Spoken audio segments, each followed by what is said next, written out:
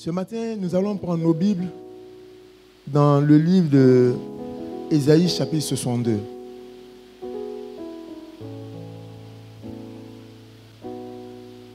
Notre texte du jour, selon notre programme de la lecture biblique, ce matin, nous envoie dans le chapitre d'Ésaïe 62, Ésaïe 63, et je voulais intervenir ce matin dans ce chapitre d'Ésaïe 62 pour tirer notre thème de ce matin.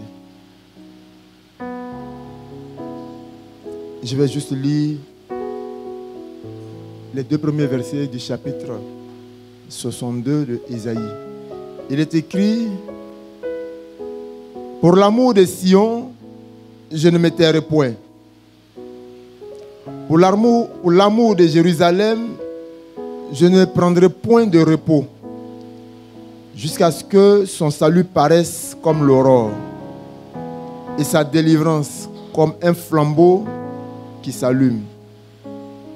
Alors les nations verront ton salut, et tous les rois ta gloire. Et l'on t'appellera d'un nom nouveau, que la bouche de l'Éternel déterminera. » Adonai, nous te bénissons ce matin pour ta parole. Nous voulons ce matin, entre les creux de tes mains, nous abandonner afin que ta parole nous fasse du bien. Que ce matin, tu nous disposes favorablement. Rends ton nom grand. Et donne-nous, Seigneur, au travers de cette parole, Seigneur, d'être non seulement à tes pieds, mais de pouvoir avancer avec toi, pour être des canaux de bénédiction dans les champs où tu nous poses individuellement. Béni sois-tu pour cette assemblée que tu as conviée en ta présence. Béni sois-tu pour ton esprit qui domine dans cette assemblée. Béni sois-tu pour ta présence, Seigneur, qui nous guérit, qui nous délivre, qui nous transforme, qui nous fortifie et qui rend, ô Dieu, ces moments propices. Que la gloire et l'honneur te soient rendus. Au nom puissant de Jésus que nous avons prié. Amen. Amen. Je voudrais donc donner comme thème ce matin à mon intervention le temps, richesse immatérielle. Je voudrais donc parler du temps, une richesse immatérielle. Et je prends mon texte d'appui dans Ésaïe 62 sur le verset 1. Je fais la lecture.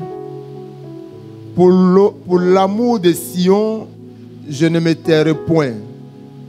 Pour l'amour de Jérusalem, je ne prendrai point de repos, jusqu'à ce que son salut paraisse comme l'aurore, et sa délivrance comme un flambeau qui s'allume.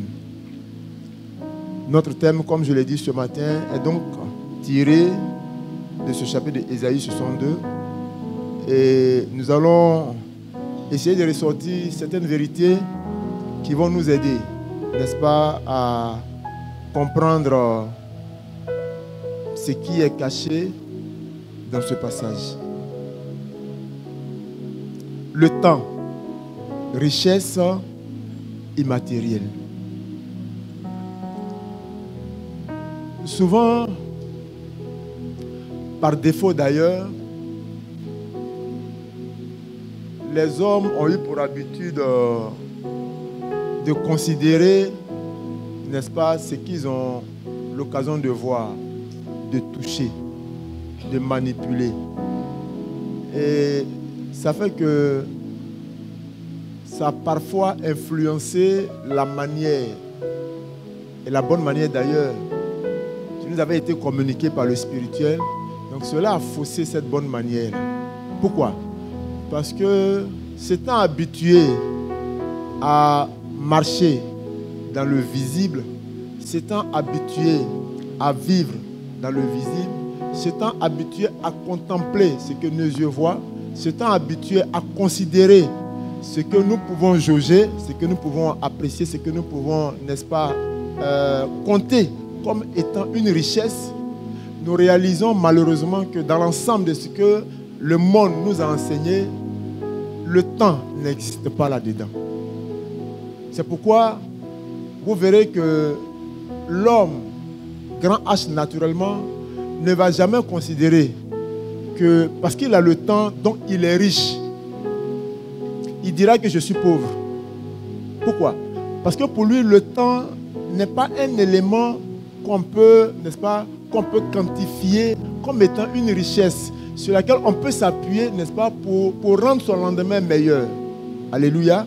C'est pourquoi ce matin, je voudrais, par le texte de Ésaïe, parce que pour nous qui sommes dans le livre d'Ésaïe, nous avons compris que Ésaïe, qui est l'un des prophètes, n'est-ce pas, importants de la parole de Dieu, a prophétisé, et on dit il y a des prophéties qui se sont accomplies plusieurs siècles après. C'est-à-dire, si le temps n'est donc pas important, c'est-à-dire ce que Ésaïe a dit n'aura pas d'impact. Or, si ce que Ésaïe a dit a encore de l'impact sur notre vie, ça veut dire donc que le temps donc est important et le temps donc est une richesse. Mais c'est une richesse immatérielle. Je veux donc ce matin, au travers de ce que je vais toucher, permettre aux uns et aux autres, et à moi d'ailleurs, de reconsidérer, n'est-ce pas, notre manière de considérer les choses, de voir les choses, d'appréhender les choses.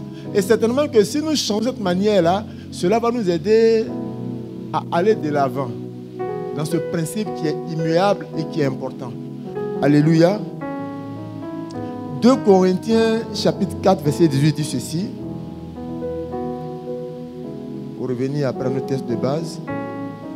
2 Corinthiens chapitre 4 verset 18 dit ceci.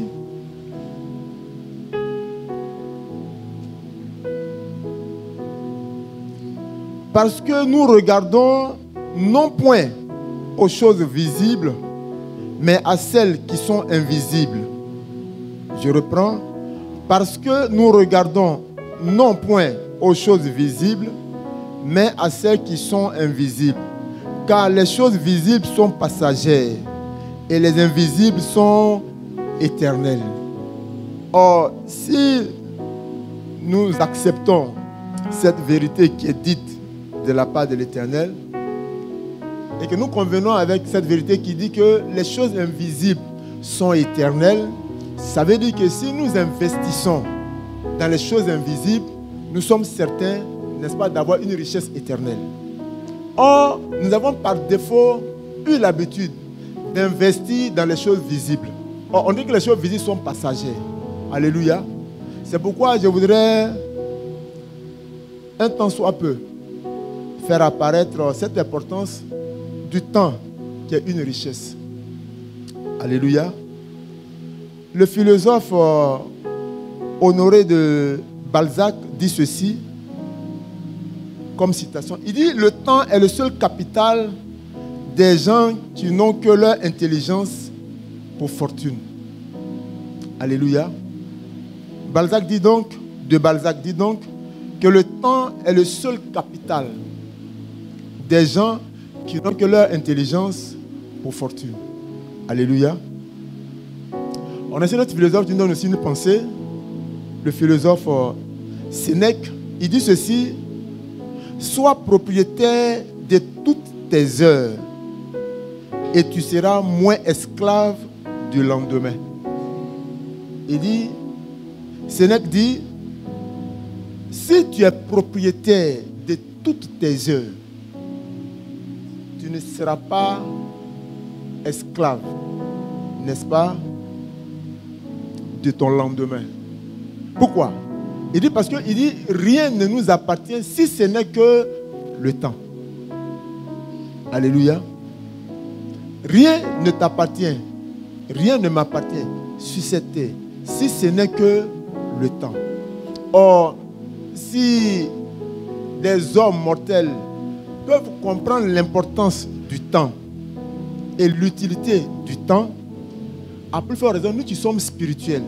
Surtout que 2 Corinthiens nous a dit tout à l'heure, à son chapitre 4, verset 18, que ce qui est visible est passager. Donc, n'a pas d'importance. Donc, si nous investissons, si nous passons du temps dans ce qui est visible, c'est-à-dire nous nous épuisons inutilement.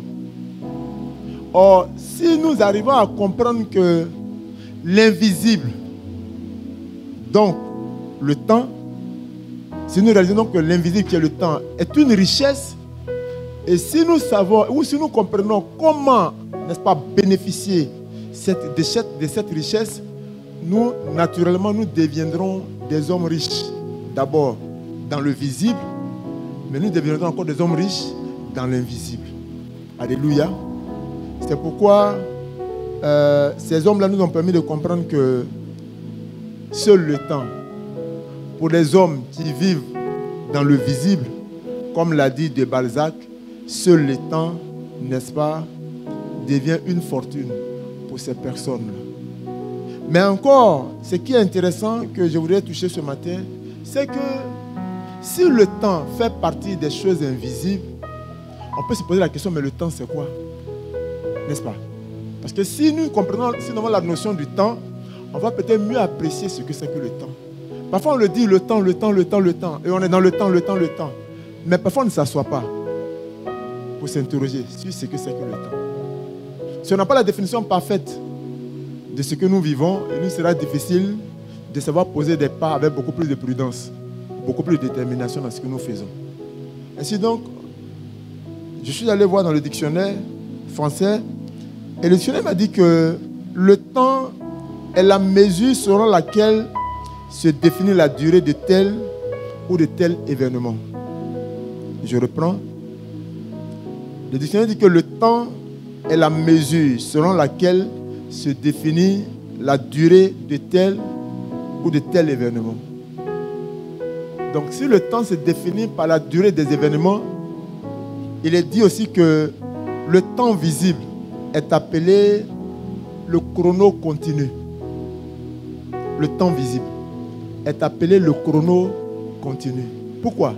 Parce que dans le temps visible que vous et moi nous vivons, une pensée est parfois dite, on dit que le temps perdu n'est jamais rattrapé. C'est ce qu'on nous dit toujours. Si tu perds ton temps, tu ne vas jamais le rattraper. Ça, c'est le temps visible, qui est appelé le temps chrono. Le monde te dira qu'il y a un temps pour aller à l'école. Ils ont même défini ce temps qui dit que de la maternelle, il faut y aller à partir de 3 ans. Petite section, moyenne section, grande section, et puis après, gravir les autres échelons. Mais il y a un temps d'âge qui est donné. Et le monde visible, donc le temps chrono dit que si tu amènes ton fils qui a 12 ans à l'école maternelle, naturellement, par le temps chrono, on te dira que le temps n'est plus propice pour qu'il puisse être inscrit à la maternelle. Pourquoi? Parce qu'il a 12 ans. Alléluia. Donc on dira donc que si l'enfant a 12 ans, effectivement, il ne peut plus aller à l'école, du moins il ne peut plus faire la maternelle. Parce que la maternelle c'est à 3 ans, parfois à 2 ans. D'autres à 3 ans. Donc s'il a 12 ans, il ne peut plus faire la maternelle. Mais ce temps chrono-là, il est limité. Et la Bible dit que ce temps-là nous donne d'être rattachés à tout ce qui est visible. Et ça crée parfois le retard dans notre vie et dans notre manière de vivre. Alléluia. Mais ce qui m'intéresse ce matin, parlant du temps qui est une richesse immatérielle, je voudrais donc donner une définition. Mais avant d'arriver à cette définition, on a Ephésiens 5, parlant du temps chrono, le temps visible. Ephésiens 5 dit, à son verset 16, Ephésiens 5 à son verset 16 dit, les temps sont mauvais.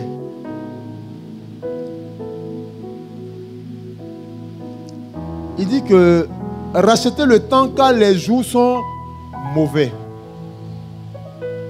Alléluia. Rachetez le temps car les jours sont mauvais. Effectivement, si nous restons attachés au temps chrono, c'est-à-dire au temps visible dans lequel nous évoluons et qui nous a donné d'avoir nos orientations, nos projets, la Bible dit que parlant de ce temps-là, on dit que c'est pas bon. C'est pas bon parce que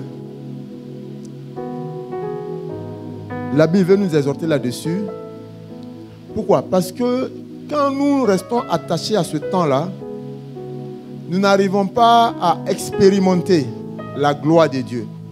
Non seulement nous n'arrivons pas à expérimenter la gloire de Dieu, mais ce temps nous fait entrer dans une situation qui nous empêche d'espérer un lendemain meilleur.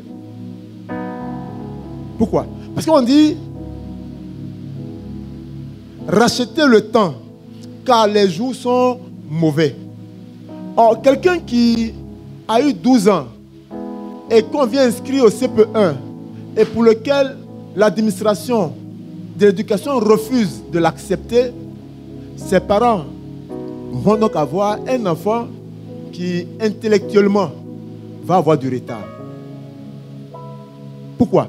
Parce que les bases qui ont été posées selon les normes du temps visible, si tu ne commences pas tôt, tu vas traîner des insuffisances. Je parle toujours du temps visible, dans lequel beaucoup d'entre nous ont investi beaucoup de leur temps. Pourtant, c'est un temps visible.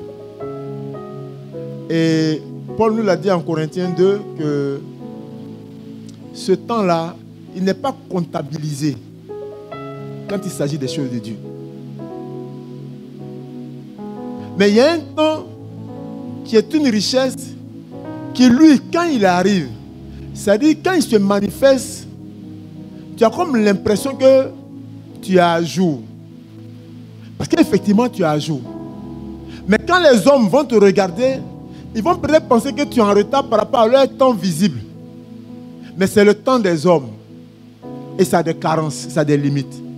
Mais le temps de Dieu est ce temps-là qui n'est pas en avance. Il n'est pas en retard. Mais quand il arrive, c'est-à-dire qu'il procure la joie qui est une joie véritable qui te permet de réaliser qu'en fait, tu n'es pas en compétition avec quelqu'un.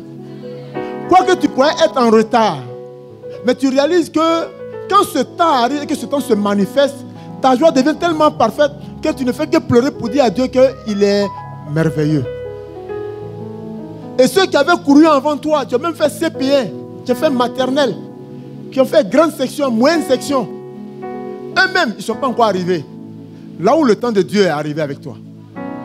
C'est pourquoi Paul dit, c'est un temps inutile. Je voulais permettre au peuple de Dieu de comprendre que nous avons donc le droit de rechercher à travailler dans le temps immatériel, le temps invisible, le temps de Dieu. Alléluia.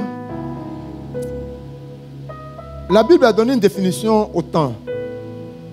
Après que les philosophes aient fini de parler, la Bible a donné une définition au temps.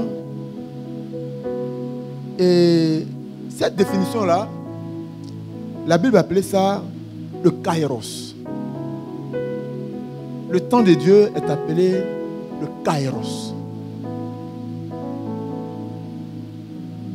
Il est dit que c'est le moment choisi par Dieu pour l'accomplissement de son dessein. Le moment particulier de l'action divine. Le kairos. Quand tu évolues dans le kairos, tu réalises l'importance du temps. Et tu comprends que le temps est une valeur.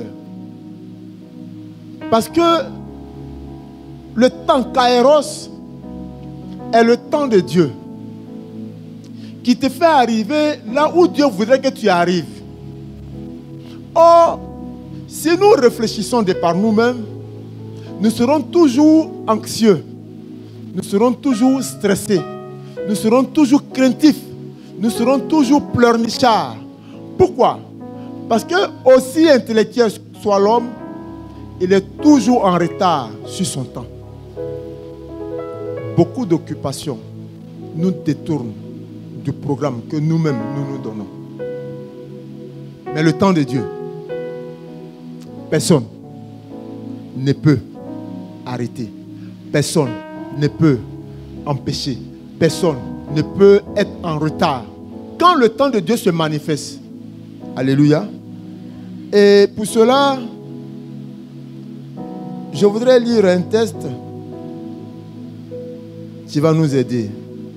parlant de la définition du temps de Dieu. Comme notre thème, c'est le temps, richesse immatérielle. Proverbe chapitre 16, verset 9.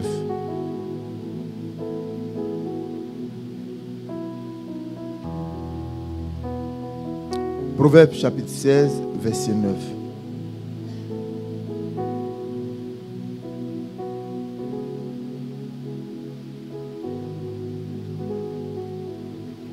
La Bible dit, le cœur de l'homme médite sa voie, mais c'est l'Éternel qui dirige ses pas.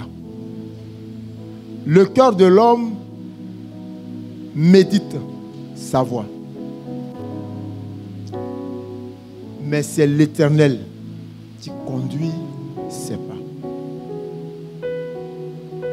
Nous avons pour habitude,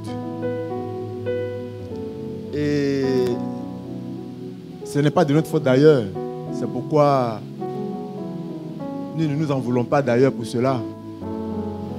Nous évoluons dans un système où on te demande, si tu ne réfléchis pas, si tu ne prends pas la mesure de ce qui t'entoure, tu ne seras pas étonné de te voir en retard sur le programme qui est établi. Alléluia. Mais la Bible dit que même quand l'homme lui-même, il a dans son cœur des bons projets, c'est le plan de l'Éternel qui s'accomplit. Donc si nous disons que si la Bible est la vérité et que la Bible est la parole de Dieu, donc nous devons nous poser la question de savoir, donc, si c'est le plan de l'Éternel, n'est-ce pas, qui doit être bon pour moi, ou si c'est ce que l'Éternel a défini qui doit s'accomplir pour moi, nous devons nous poser la question de savoir, mais comment nous travailler dans le temps Kairos? Ou bien comment provoquer le temps Kairos? Ou quels sont les éléments que nous devons activer pour que le temps Kairos soit à notre faveur? Parce que si depuis longtemps nous travaillons à la mise en place d'un chemin qu'on nous a enseigné et que nos dévanciers nous ont laissé, comme l'on dit tout à l'heure, ces hommes qui sont des savants, ces hommes qui sont des philosophes, ces hommes qui nous ont fait comprendre de parler d'intelligence, comment définir le temps et l'importance du temps.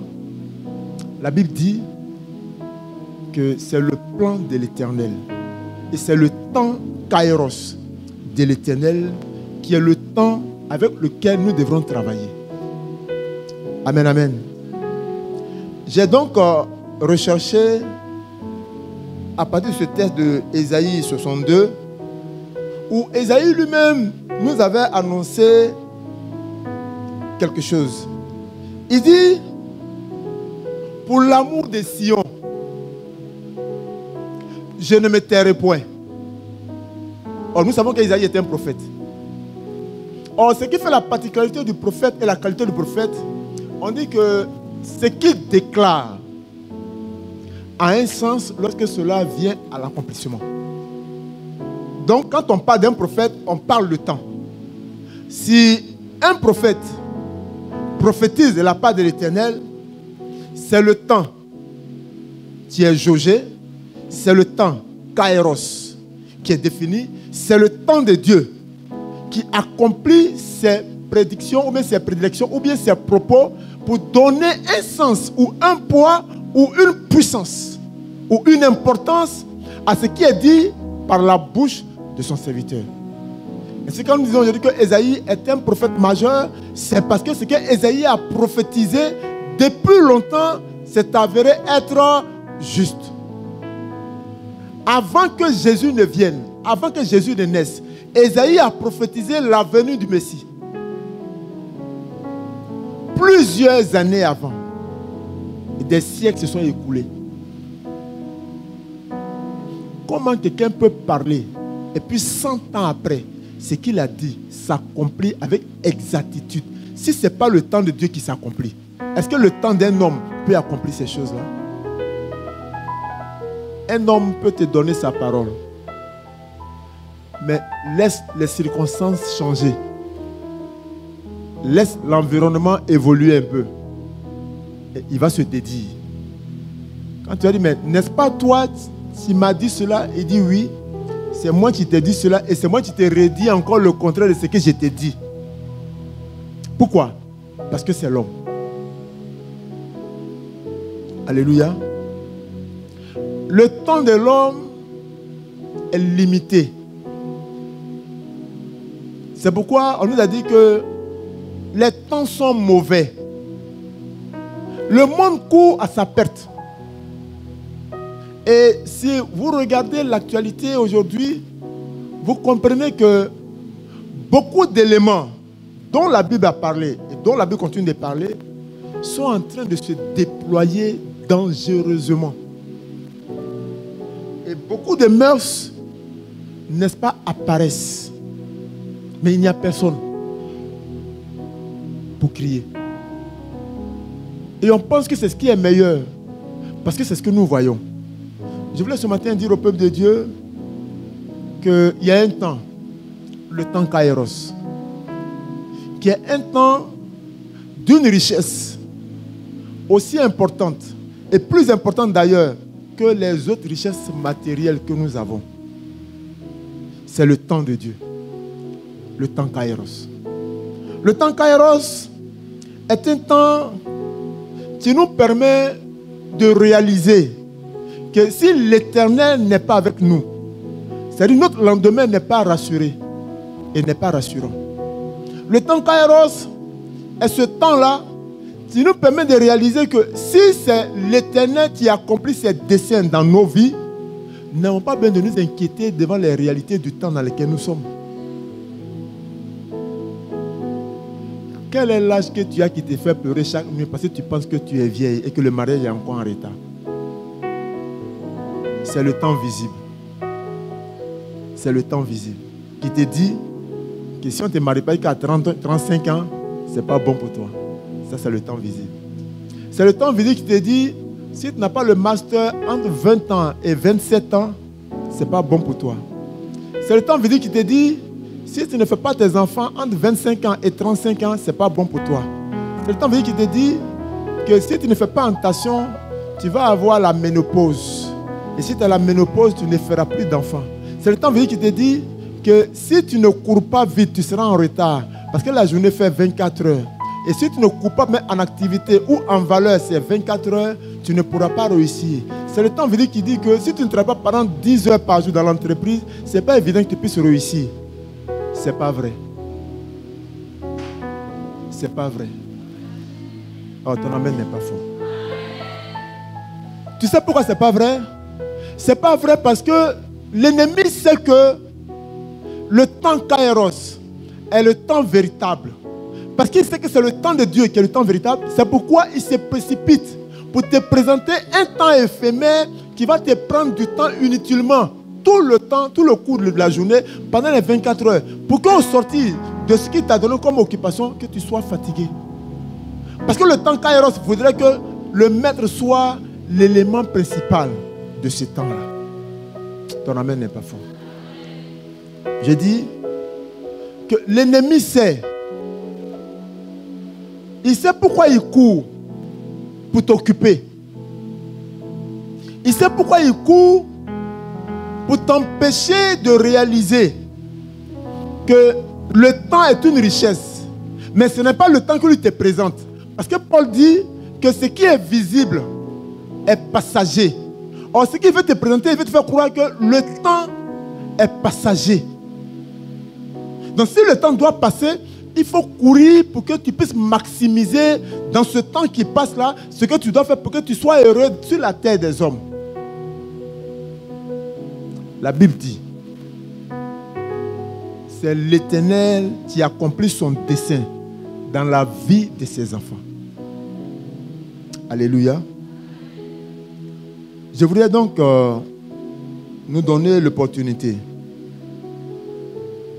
de comment activer ou présenter au peuple de Dieu quelques facteurs qui favorisent le temps Kairos.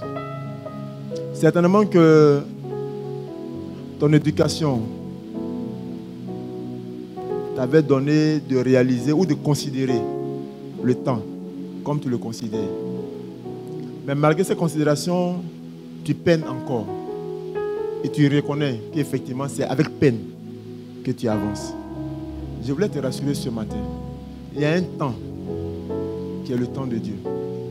Et si tu marches dans ce temps-là, les événements de ce monde ne peuvent pas t'ébranler. Les événements de ce monde ne peuvent pas t'ébranler. Nous avons un témoignage à cet effet et vous êtes bien placé pour me dire le contraire parce que je l'ai lu aussi comme vous et je l'ai vu aussi comme vous sur les réseaux et dans le monde ici. Il nous a été parlé d'un homme qu'on appelle KFC. On dit qu'il est devenu milliardaire à plus de 50 ans.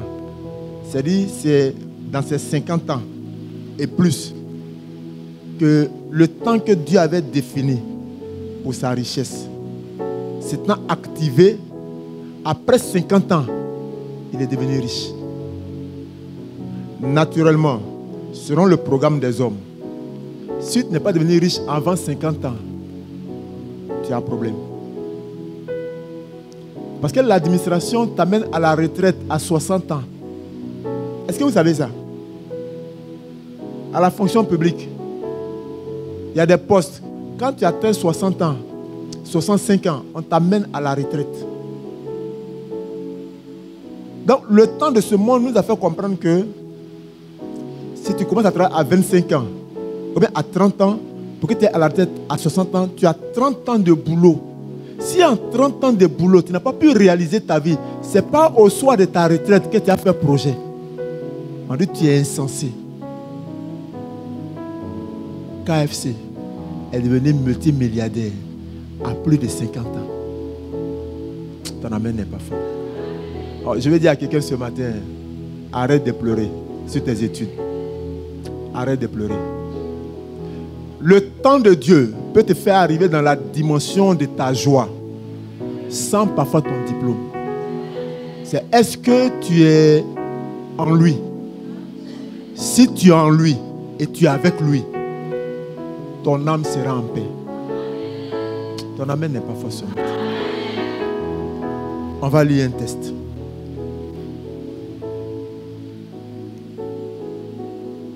On va lire un test pour que nous puissions comprendre ce que je vais présenter. Matthieu chapitre 6, verset 33. Matthieu chapitre 6, verset 33.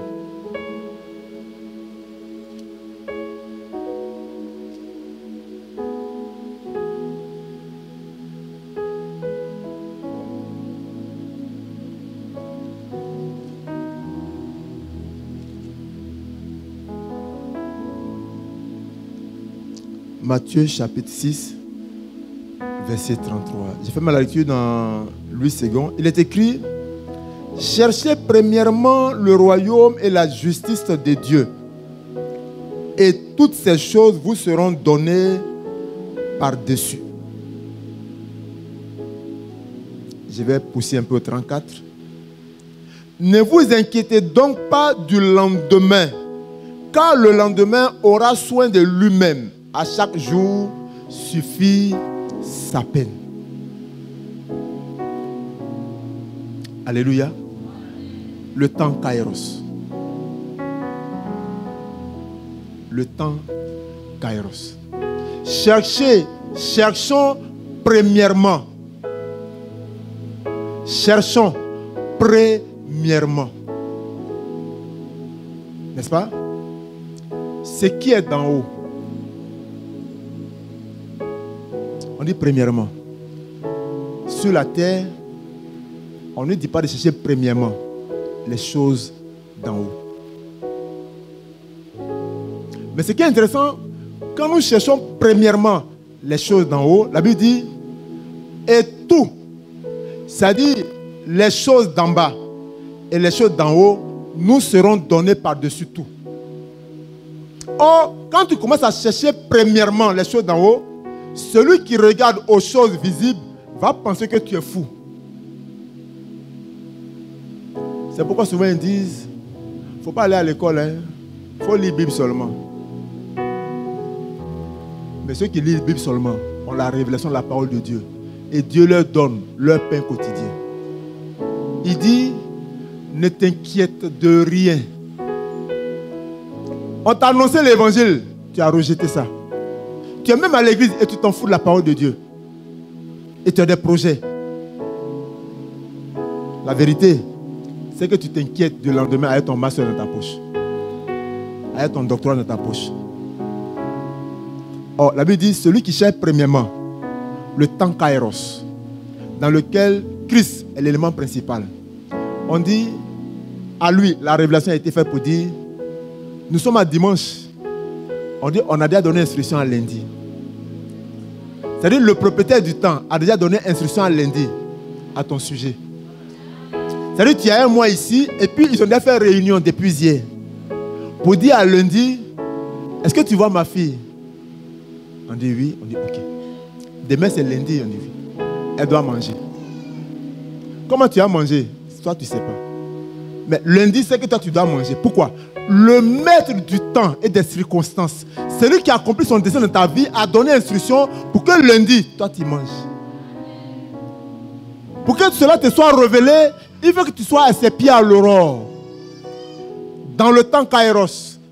Parce que tu as réalisé que la richesse du temps est une richesse puissante.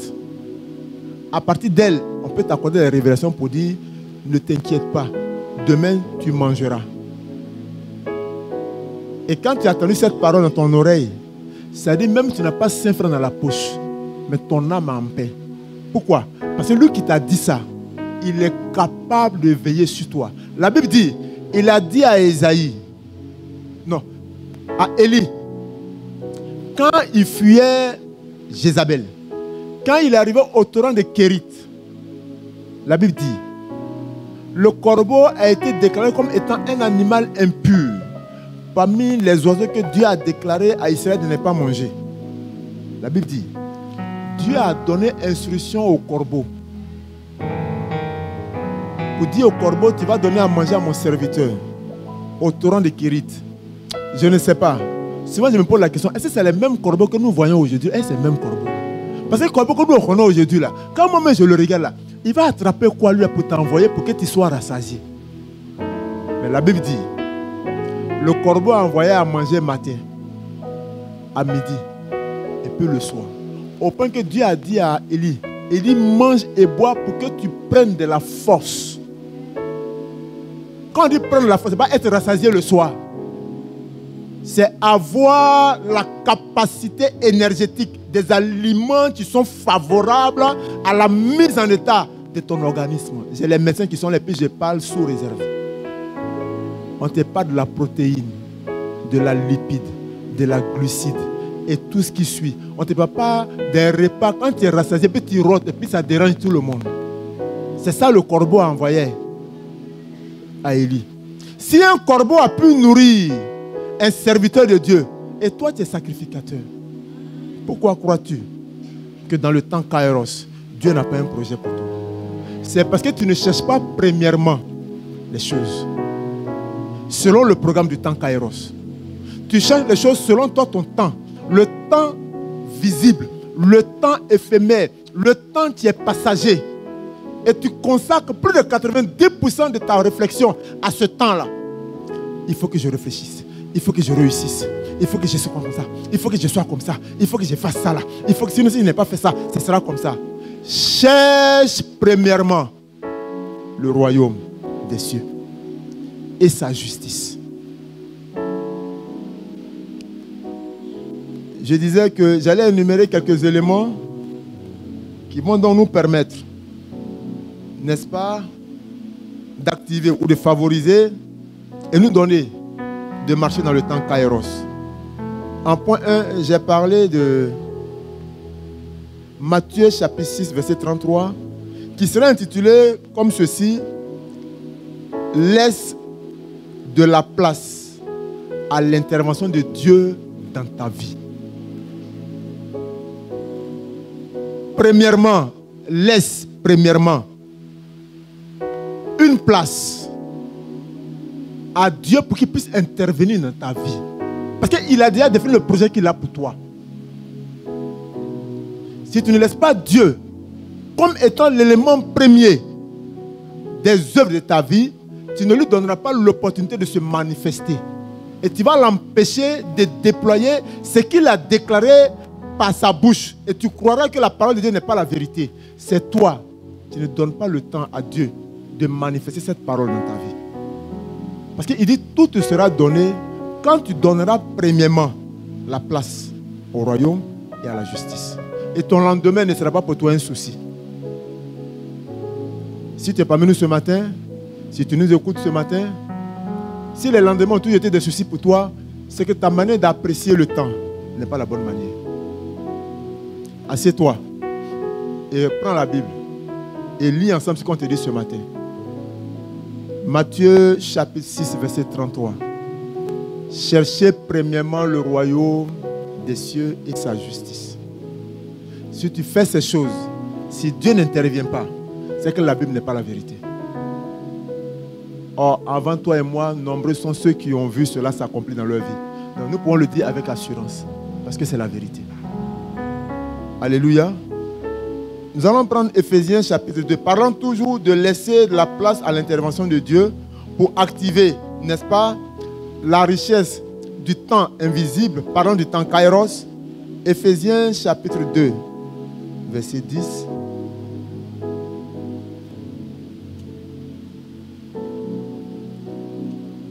Éphésiens chapitre 2, verset 10.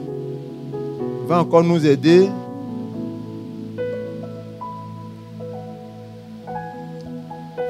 La Bible dit, car nous sommes son ouvrage, ayant été créés en Jésus-Christ pour de bonnes œuvres, que Dieu a préparées d'avance afin que nous les pratiquions. Ton amen n'est pas fort. Éphésiens dit, toi et moi, en fait, notre existence a été déjà définie longtemps d'avance, avant qu'on ne vienne sur la terre. Et la Bible dit, c'est en Jésus-Christ seulement que ces bonnes œuvres vont se déployer. Or, qui parle de Jésus-Christ parle du temps kairos. Donc, parle de la richesse qui est cachée dans son temps. Et on dit que nous sommes venus sur la terre pour pratiquer ces bonnes œuvres qui avaient été déjà déclarées sur nos vies. Quoique nous étions déjà dans les reins de nos pères. Dis-moi, si Dieu a dit qu'il a déjà programmé ta vie, quel est le programme que tu as fait de ta vie? Dis-moi, tu es trop intelligent, tu es trop sage, tu es trop fort. Tu penses que Dieu s'est trompé. Donc tu te fatigues et tu t'épuises. Et tu manges le pain de la misère. Pourtant, tu as couru longtemps. C'est la somme du temps que tu as passé derrière te permet de manger de bons pains. La Bible dit, c'est encore là une vanité. Et c'est Salomon qui dit.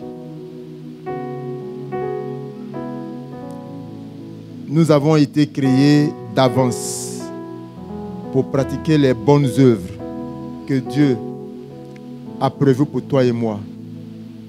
Amen, amen. Pour ceux qui nous prennent en marche ce matin, nous parlons de le temps. Parlons du temps comme étant une richesse immatérielle. Nous avons pris nos textes de base dans le livre d'Ésaïe 62, où Ésaïe a donc crié à l'Éternel et souhaité que des choses meilleures arrivent. Et en tant que prophète de Dieu, il avait la connaissance de l'importance du temps comme étant une richesse. Comme étant ce temps-là qui définit et qui confirme ce qui est proclamé. Alléluia.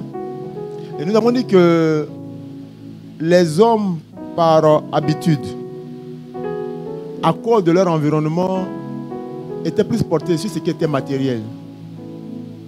Le temps visible. Et nous sommes allés en Corinthiens, 2 Corinthiens 4, 18, pour dire que ce qui est visible est passager. Mais ce qui est invisible est éternel. Et nous avons dit que le temps étant un bien invisible est une richesse avec laquelle Dieu travaille. Donc, si nous disons que nous sommes des dieux, nous avons donc le droit de chercher à comprendre les principes qui activent la richesse de ce temps immatériel, mais qui domine sur les choses matérielles. Alléluia. Nous avons dit aussi que il était important de pouvoir laisser la place à l'Éternel notre Dieu pour lui permettre de pouvoir intervenir. C'est pourquoi Matthieu chapitre 6 verset 33 nous a dit de chercher premièrement le royaume. Nous sommes là en Éphésiens 2 qui nous confirme encore que Dieu ne nous a pas venus sur la terre par erreur ou qu'il n'a pas un programme suffisant pour nous. Mais il a déjà tout planifié. Il faille seulement que nous réalisons que si nous sommes des dieux en Jésus, notre paix doit être une paix sereine. Pourquoi? Parce que ce Dieu qui nous a appelés à lui a déjà planifié tout. Alléluia. Parlant toujours de laisser la place à la main de Dieu afin qu'elle ait une vie, nous allons aller dans le texte de Psaume chapitre 127. Je passe plus de temps sur ce premier point parce que c'est l'élément culminant, n'est-ce pas, de la relation que nous devrons avoir avec Dieu. Si nous n'accordons pas du temps à Dieu, si nous ne prenons pas conscience de savoir que c'est le temps de Dieu qui est une richesse pour nous, nous allons passer du temps inutilement sur la terre des hommes et nous allons avoir nos yeux pour pleurer après. Alléluia. Psaume chapitre 127 au verset 2. La Bible dit, en vain, vous levez-vous matin, vous couchez-vous tard et mangez le pain des douleurs. Il en donne autant à ses bien-aimés pendant leur sommeil. Amen. Non, ton amen n'est pas fort. Est-ce que tu crois que c'est la vérité? Est-ce que tu crois que c'est la vérité? Mais pourquoi ton amen n'est pas fort? Il dit, oh, il est bon ce Dieu. Ceux qui se focalisent sur le temps visible et qui amassent du temps. Non, si j'ai fait 10 heures de travail, si j'ai fait 20 heures de travail, non, ma prime sera forte. La Bible dit, tu manges le pain de la douleur. Quoique tu aies pris 20 heures de travail, tu travailles la nuit, tu travailles le jour, tu additionnes les deux. Jésus dit, tu manges le pain de la douleur. Mais il dit que si tu te laisses conduire par lui, tu seras en train de dormir. Tu ne vas pas fournir des efforts. Ça ne veut pas dire que tu ne vas pas travailler. Si, tu vas travailler. Mais tu vas travailler sous la conduite du Saint-Esprit. C'est-à-dire, tu as le Master 2, tu as le doctorat, tu as un PhD. Et puis tu arrives en entreprise. Le temps qu'on t'a concédé pour travailler, tu respectes ce temps-là. Ton résultat sera multiplié par 100. Tes patrons eux-mêmes, ils ne comprendront pas comment tu fais. Parce que tu viens à l'heure et tu repars à l'heure. On ne te reproche rien. Pourquoi? Parce que la suite du temps qui t'appartient, et comme tu appartiens à Jésus, tu concèdes cela à l'Éternel. Donc tu réalises que comme Jésus a pour lui dedans, alors il rend toi ton temps favorable pour que ton âme soit en paix pour passer du temps avec lui. Le temps Kairos. Si l'entreprise peut te prendre 12 heures pour te donner 200 000 francs, 500 000 francs, 800 000, ce n'est pas un problème. Mais la journée fait 24 heures. Donc ils ne t'ont rien pris. La journée fait 24 heures. Concède une partie du temps au temps Kairos. Est-ce que vous savez que quand on commence à aller en eau profonde avec Dieu, on commence à comprendre des principes qui disent que c'est Dieu qui établit le roi.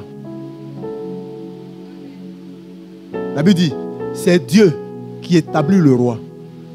Donc, le directeur de la société où tu es employé, c'est Dieu qui a voulu qu'il soit établi là. Mais si tu ne connais pas les principes du ciel, tu vas penser que c'est un homme, c'est un énergumène qui est assis devant toi, il te casse les pieds. Il faut qu'il quitte devant toi, tu t'en fous de lui. Mais toi, tu obéis à Dieu, toi, tu aimes Dieu, mais toi, tu t'en fous de lui. Il y a un problème. Tu ne peux pas dire que tu obéis à Dieu, que tu aimes Dieu et que tu respectes la parole de Dieu. Et puis, l'homme que Dieu a établi sur toi, tu as un problème pour le respecter. Parce que tu penses que tu as plus de diplôme que lui. Il y a un problème. La Bible dit, tu te fais menteur. Alléluia. Manger son pain dans le temps qui est déterminé par l'Éternel, c'est travailler dans le programme que Dieu donne. C'est être à l'écoute de Dieu. On peut te payer 300 000 francs comme salaire. Et si ta relation avec Christ est une relation au bon fixe, je t'assure, tu peux faire des économies. Et quelqu'un qui a 800 000, même 1 million, il va te demander crédit avant 15 jours de la fin du mois. Pourquoi? Parce que lui, c'est avec des peines qu'il finit le mois. Mais toi, c'est avec joie. Parce que l'Éternel ne te permet pas de gaspiller. Il te conduit. L'Éternel te conduit. J'ai connu des gens qui ont eu l'opportunité de servir Dieu et de s'épanouir dans le Seigneur. Alléluia. Parce que le temps de Dieu, non seulement est le meilleur des temps, mais c'est le temps que Dieu utilise pour se glorifier sur la terre. Donc si Dieu ne te met pas dans les conditions, comment est-ce que tu peux parler de lui avec assurance? Alléluia. Je vais toucher au deuxième point pour qu'on puisse avancer. Pour activer, ou les quelques éléments que nous pouvons activer pour que le temps Kairos se déploie dans nos vies, je voulais parler en deuxième point de... Il faut apprendre à connaître les obstacles à ton épanouissement dans le temps Kairos. Ça veut dire quoi?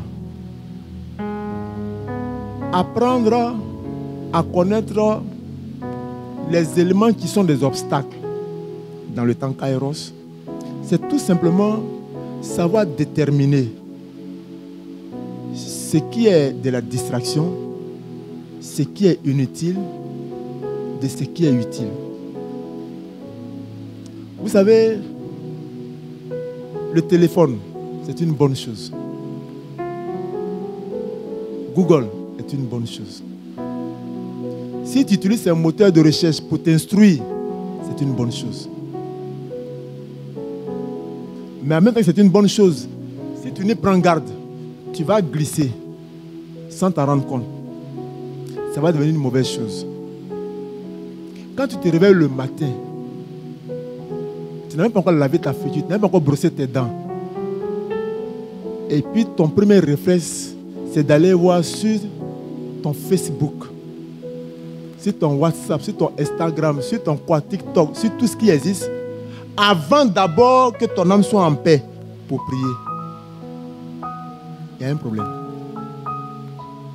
Ça ne va pas t'aider.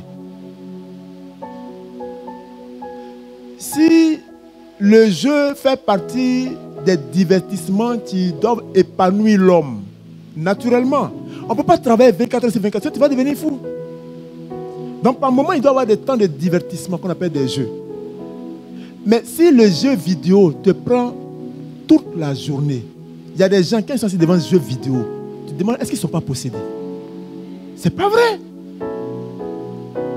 Et ils font des compétitions en ligne. Et ils font des paris.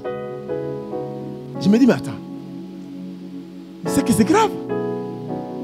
Viens manger, non, après. Après. Mais tu as vu du coup, ça fait, non, après. Mais tu dois étudier, non, après. Ça veut dire, tout ce qu'il va faire, toi après. Tout ce qu'il va faire devient après. Mais ce qu'il oublie, c'est que ce jeu-là, c'est quelqu'un qui a fait ça. C'est-à-dire, en quoi est-ce que ça te fait avancer? Quand tu finis de griller 12 heures de la journée dans ce jeu-là, c'est-à-dire, tu peux compter qu'est-ce que tu gagnes spirituellement. Qu'est-ce que tu gagnes? Maintenant, matériellement, qu'est-ce que tu gagnes? Tu ne gagnes rien. Mais pourtant, tu as l'impression qu'il y a une joie que ça te procure. Mais c'est une joie éphémère. Mais pourquoi ce qui est éphémère est en train de te détruire et tu n'y prends garde? 12 heures, 16, parfois ils se retrouvent le matin. Pourquoi il faut ce qu'on appelle les nuits de jeu? C'est-à-dire qu'ils sont enfermés dans la chambre, mais climatiseur. Et puis ils jouent de minuit à 6 heures du matin. Maintenant, matin, où on va se réveiller pour prier là, c'est là lui donc.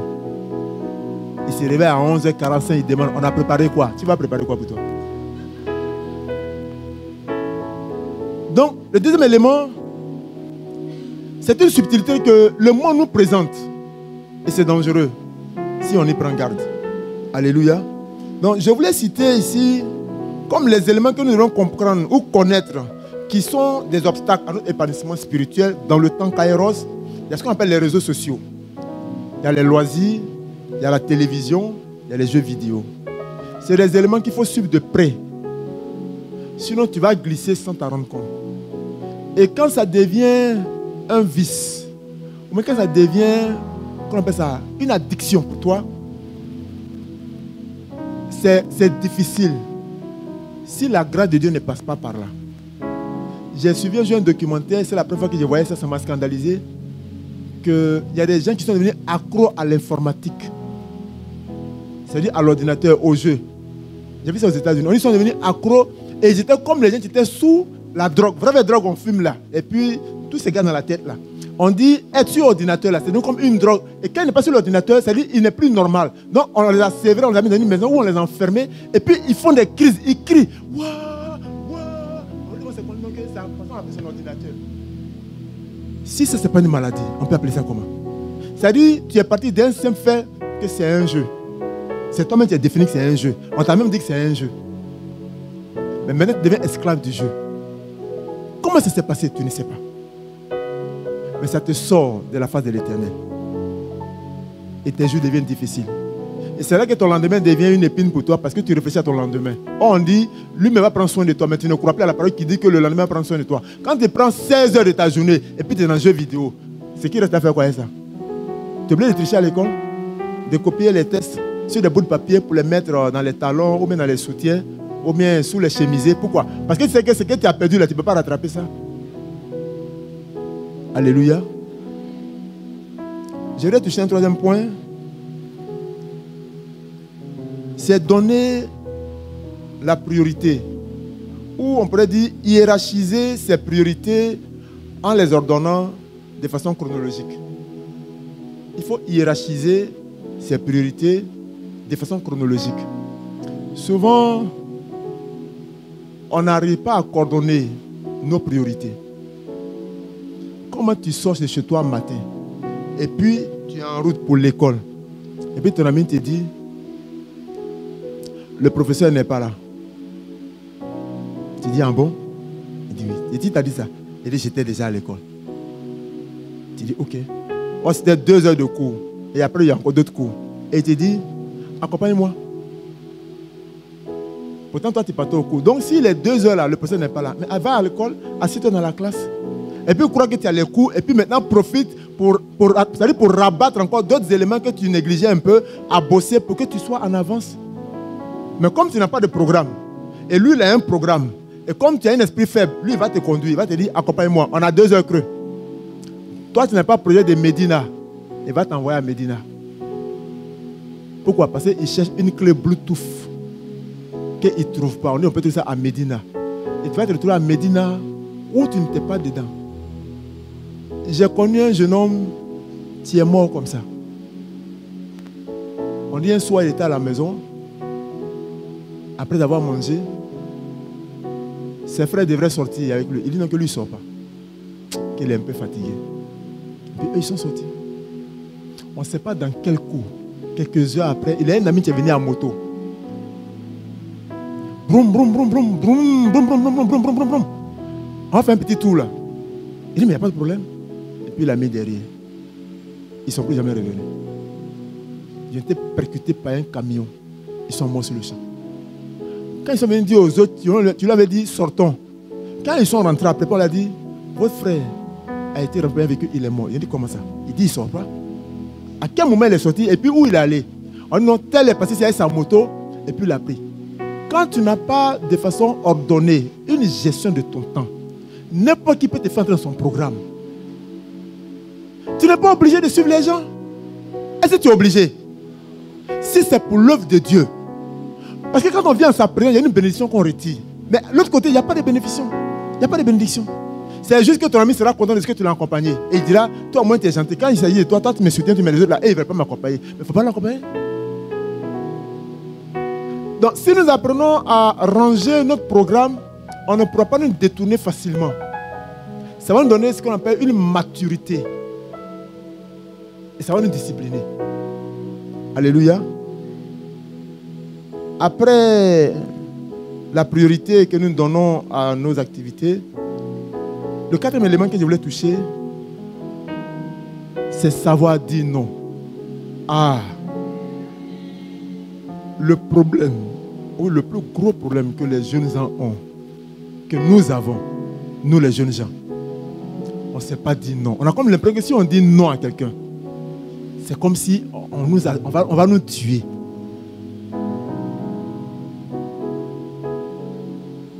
S'il te plaît,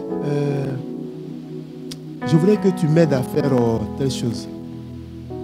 Si tu n'as pas de planification, naturellement tu vas dire oui. Mais quand tu dis désolé, j'ai une occupation précise à ce temps-là, est-ce que tu as mal fait? Je vous assure, vous allez parler en vous après. Il y a des gens ici, je parle d'hommes comme garçons, qui n'ont pas le courage de dire non quand on va faire une demande. Non, non, je suis désolé. Il y en a qui n'ont pas le courage. Il faut qu'on prie pour toi. Viens, on va prier pour toi pour chasser cet esprit-là. Quelle est la personne qui n'arrive pas à dire non? Sous prétexte que si elle dit non, elle sera déçue. Mais et toi qu'on prend ton temps là, toi tu ne seras pas déçu. Toi, ton temps, on prend cadeau là, et puis on ne te paye pas là. Ça ne te pose pas de problème. Toi, tu es robot quoi. Donc, tu n'as pas de définition. C'est eux qui ont programmé, c'est pour eux, il faut tout satisfaire. Quand c'est pour eux, tu es là. Quand c'est pour eux, tu es là. Il y a un problème. Ce que tu ne sais pas, c'est qu'à force de servir les autres, tu vas finir par devenir un élément qui ne se sentirait pas à l'aise quand tu seras seul. Dès que tu te retrouves seul dans une chambre, tu es embrouillé. Tu t'étouffes, tu ne comprends pas, tu tournes, tu vas, tu viens, tu te demandes où j'ai parti, tu vas m'appeler, tu n'as pas... Du coup, tu prends le téléphone. Alors, tu es où? Quand dit je suis à l'école. Ah d'accord. Alors, toi tu es où? Non, je suis... Tu arrives à la maison à quelle heure? Non, je voulais passer vers 17h là. Non, 17h, je ne serai pas là. Ah d'accord. Alors, toi tu es où? Je suis à la maison. Voilà, tu fais quoi? J'ai fait, j'arrive là-bas. C'est-à-dire, toi tu cherches les gens qui ne font rien. Parce que tu as pris tout ton temps à être avec les autres pour leur rendre service. Ça a dénaturé ta façon de vivre. Donc, rester seul devient un problème pour toi. Et parmi vous, il y en a même pour rester chez eux. Maison que les parents paient là, ils ont des problèmes pour rester dans leur maison. Mais quand on leur dit, bon, on va vivre à deux, ils disent non. Mais ils ne sont jamais seuls dans la chambre qu'on paye à 80 000 francs là. Quand tu vas, ils ne sont jamais là. Non, j'étais chez ma voisine. Non, j'étais chez ma camarade. Non, j'étais chez ma soeur. Mais une maison paye à 80 000. Il faut dormir dedans, il faut t'asseoir dedans. Donc si tu aimes tant la compagnie, mais pourquoi on ne prend pas le studio à 3 alors? Comme ça, moi, on a une compagnie permanente où on a des heures, kairos, où on va travailler, on va prier ensemble. Mais quand tu es dans le vivre, il dit non, je ne vais pas vivre avec toi. Je veux ma liberté. Bon, donc garde ta liberté. Apprenons à dire non. Alléluia. Apprenons à dire non. Je vais finir bientôt. Luc 14, verset 28. Il est dit, il faut réfléchir avant d'agir. Luc 14,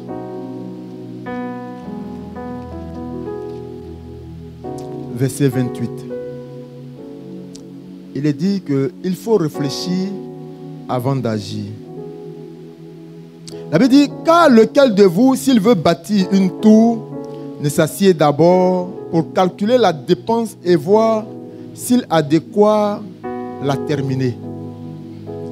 Luc 14, verset 28. Apprenons à réfléchir avant d'agir.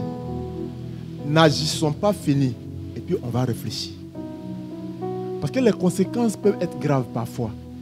Or, si nous prenons le temps de réfléchir, ça va nous aider. Je dis toujours à mon fils que tu as le droit de dire oui.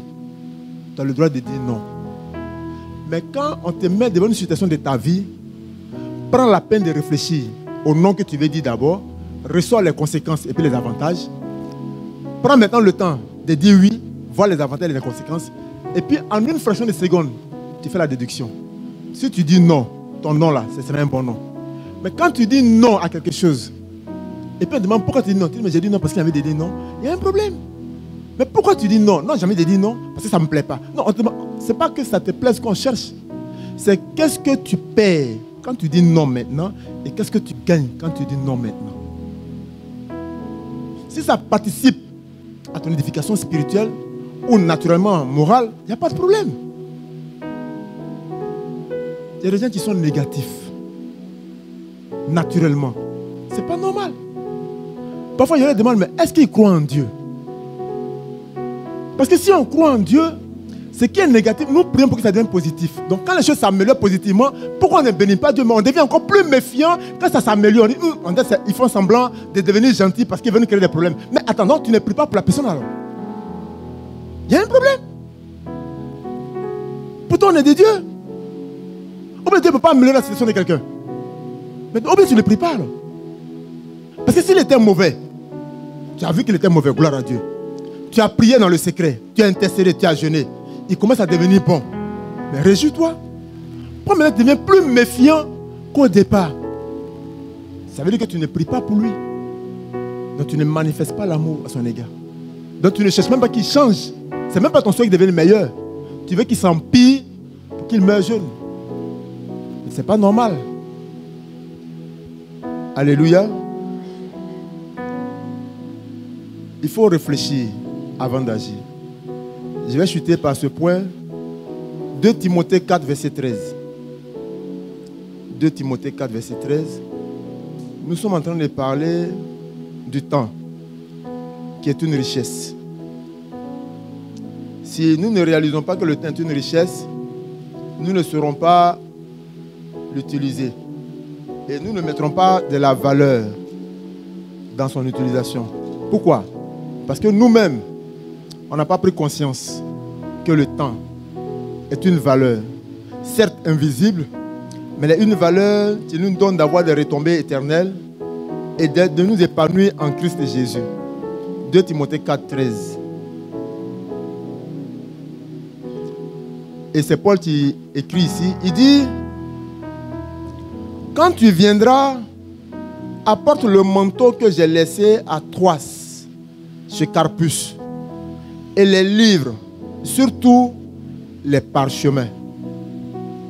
Amen, amen. Le dernier point que je voulais toucher, c'est se former continuellement. Se former continuellement. L'homme qui désire progresser spirituellement et intellectuellement sera constamment en train de lire. La jeunesse n'aime pas lire. Quand tu les vois, un document en main, c'est que c'est pour l'école.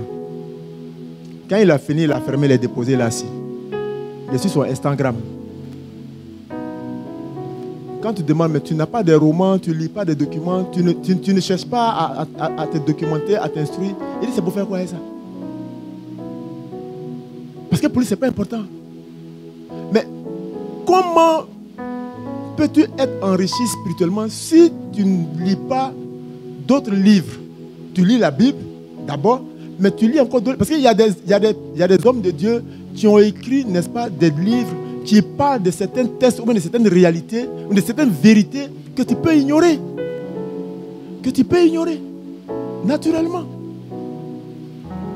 Si tu n'as pas lu les documents sur les dangers de l'informatique ou bien les dangers du numérique, comment tu peux savoir que ça peut tuer quelqu'un, ou bien ça peut rendre quelqu'un, n'est-ce pas, malade, ou bien ça peut rendre quelqu'un fou? Comment tu vas savoir? Tu ne verras pas les dangers.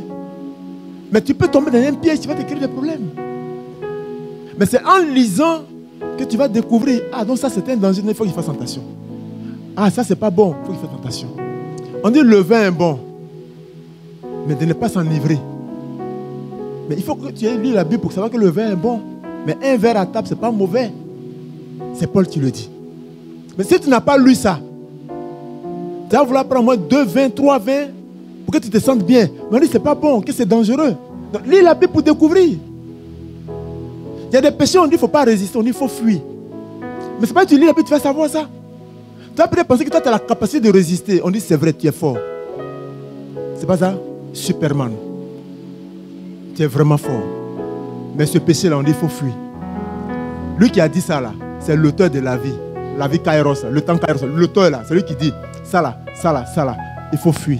Maintenant, ça, là, ça, là, ça, là, il faut résister.